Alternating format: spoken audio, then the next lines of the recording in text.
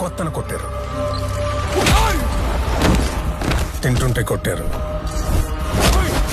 పడుకుంటే కొట్టారు, తలెత్తి చూస్తుంటే కొట్టారు, ఎదురు మాట్లాడితే కొట్టారు, ఎదురించి నిలబడ్డందుకు కొట్టారు.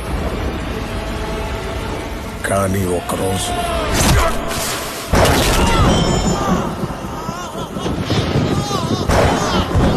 వాడు కొట్టాడు.